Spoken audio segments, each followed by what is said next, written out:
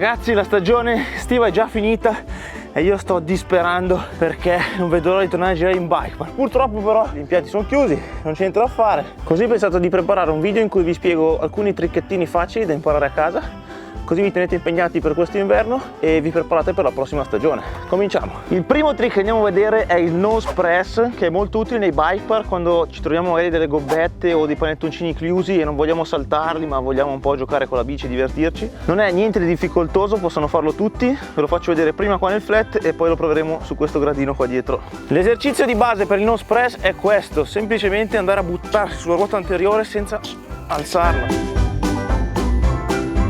Dopodiché il movimento è il seguente: andremo a spostarci sul posteriore col peso caricando le gambe, quindi ne andiamo a piegare. Una volta che siamo carichi dovremo saltare buttandoci col peso in avanti sulla ruota anteriore, quindi sul manubrio, in questo modo.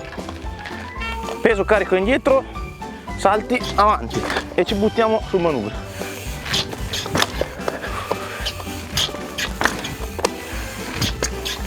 È importante anche inclinare i piedi in giù di modo da far grippare le scarpe sui pedali per alzare il posteriore. Molto simile al bunny hop come movimento, ma ci si butta in avanti invece che andare a spingere verso l'alto. Una volta che avrete padronanza del nose press potete andare a farlo un po' di volete anche su dei gradini come questo, addirittura dei muretti.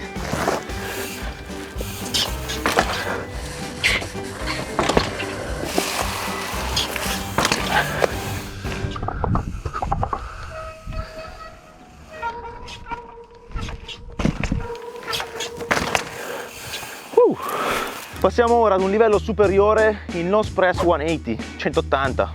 Il nose press 180 è un trick davvero stiloso, io lo faccio quasi sempre in fondo ad ogni run quando sono a girare con la bici da enduro o da DH. Di per sé non è molto utile perché in bike park non andremo a utilizzarlo da nessuna parte se non su strutture specifiche per fare magari delle cose incredibili, però vediamo di iniziare a impararlo qui in flat per avere padronanza del mezzo e saper fare questo trick al meglio. Gli step per eseguire un boss nose press 180 sono semplicemente tre. Innanzitutto andate a eseguire una leggera curva dalla parte che preferite, dopodiché portate il vostro peso sull'anteriore, quindi andate a caricare il manubrio mentre frenate la ruota anteriore in modo da bloccarla in quella posizione. A quel punto con le gambe sollevate la ruota posteriore e andate a spostare dall'altra parte, quindi davanti a voi, facendoli fare 180 gradi, dopodiché basta rimettersi a terra, portare il peso centrale sulla bici e andare in un fakie, che è il prossimo trick che andiamo a vedere. Andare in fakie, ragazzi, significa andare all'indietro ed è un trick che vi richiederà un po' di pratica per padroneggiarlo al meglio. Per imparare il fakie, ragazzi, io vi consiglio di utilizzare una discesa piuttosto che appoggiarvi a un muretto e prendere lo slancio indietro, tenendo i piedi a terra e iniziando a imparare a guidare la bici all'indietro. Questo perché non siamo abituati ad utilizzare lo sterzo andando indietro piuttosto che in avanti, è leggermente diverso. Dopodiché, quando avete preso padronanza dello sterzo, potrete iniziare a mettere i piedi sui pedali e imparare a pedalare all'indietro.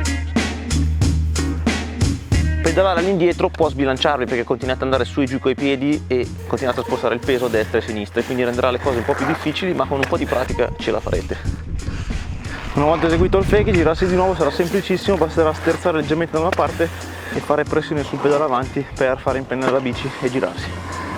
Io ve lo dico, quando vado in bike park ne vedo di ogni, c'è gente che rischia di morire di punta, di faccia, che salta giù, che frena all'ultimo. Non si fanno così drop, ragazzi, non si fanno così. Innanzitutto, per imparare a fare bene un drop bisogna sapere le basi, e per imparare le basi basta un gradino come questo. Quindi ora ci mettiamo qua e vediamo di imparare come fare a droppare. Per fare un drop in maniera corretta è solo una la cosa fondamentale, la velocità. Bisogna avere la velocità adeguata, perché se si va troppo piano sicuramente si arriva corti anche se si droppa perfettamente. L'importante è tirare a ruote pari o leggermente sulla ruota anteriore se andiamo a fare dei drop molto grossi, quindi non in questo modo e neanche in questo modo.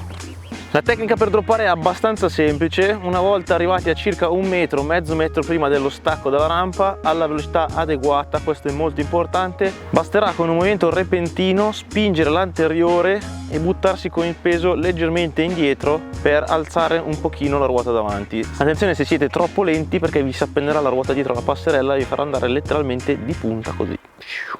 Ragazzi, il prossimo trick è il ninja drop, è il livello successivo della droppata, e per farlo vi consiglio di procurarvi dei parastinchi, perché qua gli stinchi rischiano grosso. Tutto quello di cui avete bisogno è la bici, voi stessi, e un murettino tipo questo, che sarà alto più o meno 30 cm, e adesso vi faccio vedere cos'è il ninja drop. Prima di tutto ci mettiamo i pedali in posizione, dopodiché bici che si tiene dal vostro lato preferito, una mano sul manubrio e una mano sulla sella, e andiamo così, la lanciamo e ci buttiamo su. Sembra una cagata, ma se fatto nel posto giusto può diventare difficile e anche un po' rischioso. Facciamone ancora un po'. Con le GTL telescopici che si muovono su e giù così è un po' rischi, ma la facciamo funzionare. Bam. Ovviamente consiglio sempre un piano un po' inclinato invece che proprio il flat. Dimenticavo, perché con le 29 è un po' scomodo, ma si può fare anche in corsa. Raga, il ninja drop si fa ovunque. Una volta acquisito il ninja drop è abbastanza semplice, anche se la difficoltà di trovare i pedali rimane sempre. Un consiglio che vi voglio dare per renderlo più facile è quello di sollevare leggermente la sella nel momento in cui andate a buttarvi sulla bici, in modo da dargli quello stallo che vi permette di arrivare prima sia al manubrio che ai pedali. Per la prossima mossa segreta sono venuto qua in mezzo ai campi perché vi spiego come si fa wall ride. Per iniziare vi consiglio di trovare un terreno molto simile a questo, quindi magari una rivetta raccordata al piano, così da non avere lo stacco tra una e l'altra, non troppo inclinato, quindi non verticale, ed iniziare a fare un po' su e giù per prenderci dimestichezza. Let's go!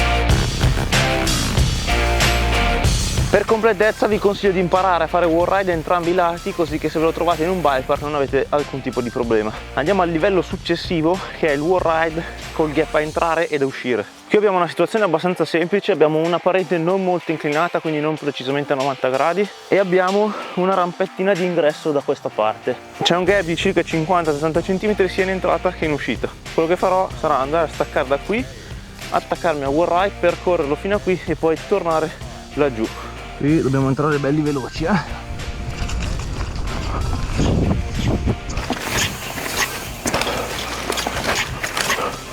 È importante quando andiamo a staccarci dal wall ride spingere bene a terra con un bel bunny hop per tornare dentro all'atterraggio.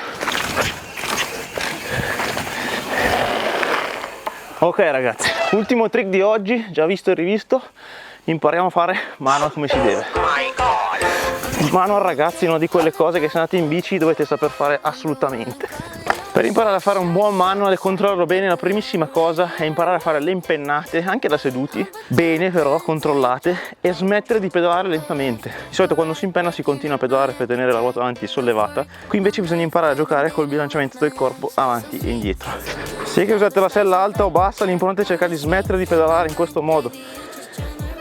Una volta che avrete acquisito la vostra abilità di tenere la bici in equilibrio senza pedalare, è arrivato il momento di capire come sollevarla senza usare la forza dei pedali. Per sollevare la bici andate quindi a caricare braccia e gambe e buttatevi poi di colpo all'indietro stendendo le braccia e spingendo con le gambe a terra. In questo modo l'anteriore della bici si solleverà da terra. A quel punto, molto importante, regolate col freno posteriore l'inclinazione, quindi se state esagerando, state per cadere all'indietro, frenate un pochettino, altrimenti lasciate correre. Il freno, ragazzi, è importantissimo sia quando fate manual che quando fate qualsiasi tipo di impennata, perché vi serve per salvarvi le penne nel caso in cui state per ribaltarvi all'indietro. Ora, per fare un po' di pratica con il nostro manual ci vorrebbe una bella discesa bella lunga. Andiamo un po' a cercarne una.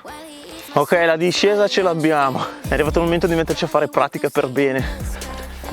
Andiamo avanti nella nostra discesa, tutto quello che c'è da fare adesso è prendere un po' di velocità e tirarla su.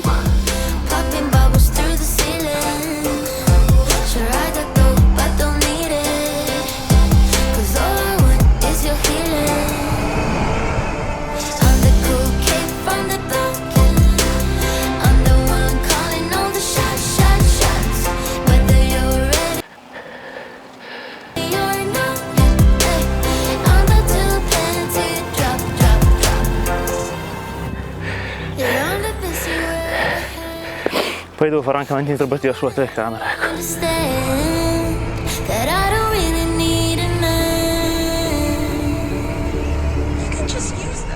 Siamo alla fine di questo video, ragazzi, spero vi sia utile per imparare almeno questi trick. Se avete altre richieste scriveteli qua sotto nei commenti e vi ricordo anche di iscrivervi al canale se non siete ancora iscritti cliccando qua in basso a destra.